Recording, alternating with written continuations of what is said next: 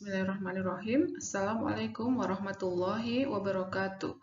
Good afternoon, ladies and gentlemen. Here I would like to present our study result entitled Diversity of Medicinal Plants for Fitness Disorder Treatment in Papua and West Papua, Indonesia. And here we will have introduction, methods, result discussion, and the study conclusion. Fitness disorder is a physical condition that significantly impacts one or more major life activities. WHO has published public health guidelines and recommendations on physical activity and sedentary lifestyle as one of the preventive promotive efforts to improve physical fitness and reduce health risks. In addition to physical activity, efforts to overcome fitness disorders can be done by utilizing traditional medicine. The traditional healing system is a very common method and has been practiced in many countries for both the treatment of physically and mental illness. Various things that encourage the use of traditional medicine include the lack of economic resources, relative minimal side effects, accessibility of medicinal services, the high price of modern medicine, and the experience of failure in previous treatment. The implementation of traditional medicine is highly dependent on the availability and richness of biodiversity in the region. As we know that Papua is one of the islands in Indonesia, consists of two provinces, Papua and West Papua, with big number of local ethnic groups that has large biodiversity, and one of which is medicinal plants. The existence of climate change and an increase in the Earth's temperature is predicted to have an impact on the survival of various medicinal plant species and their distribution areas, especially on the island of Papua. In addition, there is a tendency that the knowledge and abilities of traditional medicine possessed by healers are not well documented yet, causing the potential for the loss of indigenous knowledge. So, conducting and publishing ethnobiological research has become an important way of preserving and protecting knowledge about local medicine and various other information for the next generation. It is, however, crucial to conduct the study to document and inventory the wealth of local ethnomedicine knowledge, especially regarding the use of medicinal plants for the treatment of fitness disorder in Papua and West Papua ethnic groups in Indonesia. The study was conducted among 10 ethnic groups distributed in Papua and West Papua. They are Maya, Inanwata, Maybrat, Waigeo, Sauf, Yakai, Asmat, Alum, and Tobati ethnic groups. Data collection was conducted on 2017 in 10 selected ethnic groups in Papua and West Papua.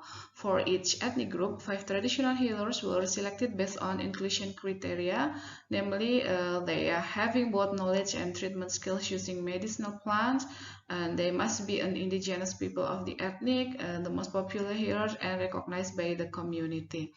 Direct interview based on structured questionnaire among selected traditional healers was conducted in each ethnic group. After the interview with the healer was over, observation and collection of species specimens were then conducted. The collected specimens were identified and preserved by Herbarium Tawangmanguensis of Medicinal Plant and Traditional Medicine Research and Development Center. Quantification of the data was done by analyzing the use value parameters and the value of plant part.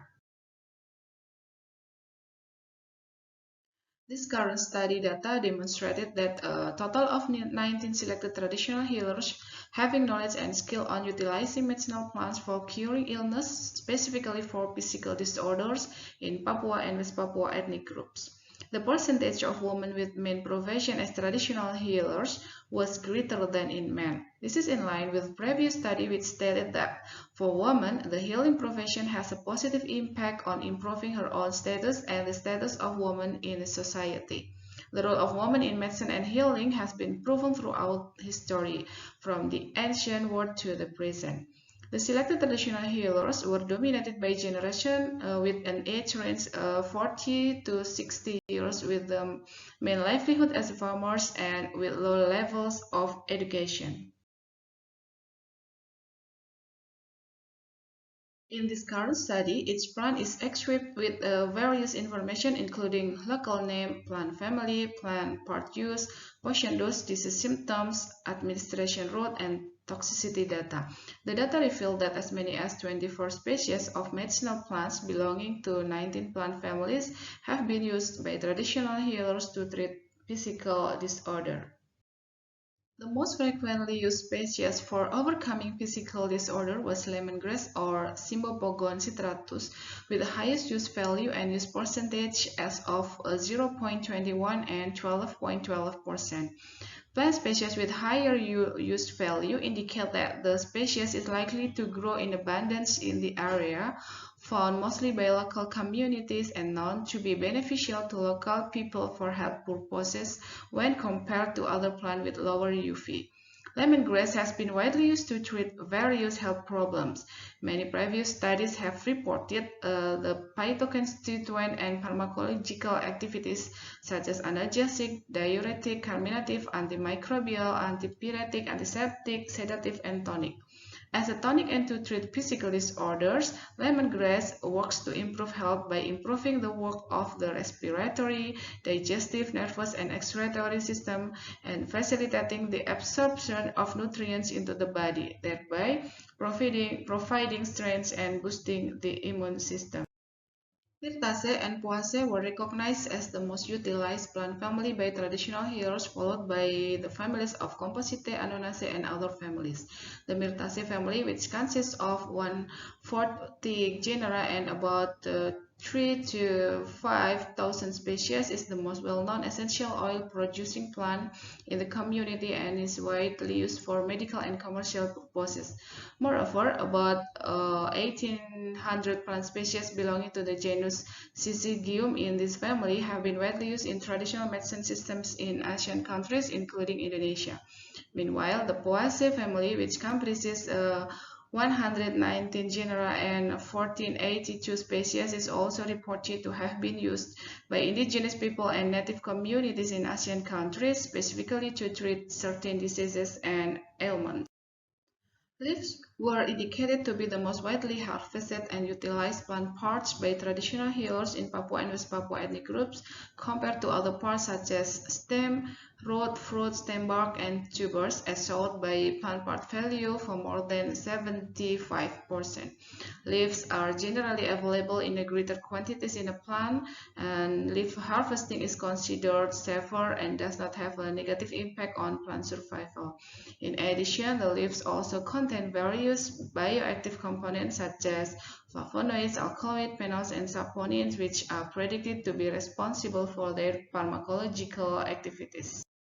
The study results showed that the concern level of traditional healers for the survival of medicinal plant species was quite high, as indicated by the cultivation efforts that have been carried out by more than 60% healers.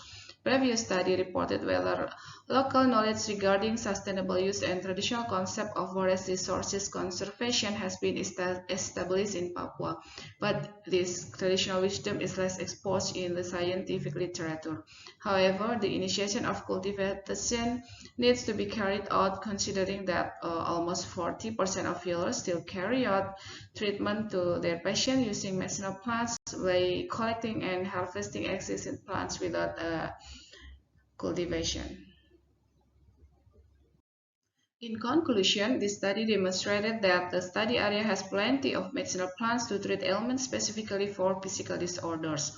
As many as 43 concoction information and 24 plant species distributed in 19 families among 19 healers in 10 ethnic groups in Papua and West Papua were documented.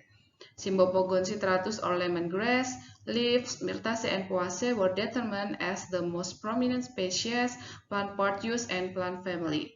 And since less than 40% of traditional healers has not practiced cultivation, those conservation efforts need to be started immediately to prevent the extinction of this medicinal plant. We would like to thanks to all traditional healers in Papua and West Papua ethnic groups, the Ristoja 2017 team, and Medicinal Plant and Traditional Medicine Research and Development Center for conducting Ristoja. That's all our presentation. Thank you and wassalamualaikum warahmatullahi wabarakatuh.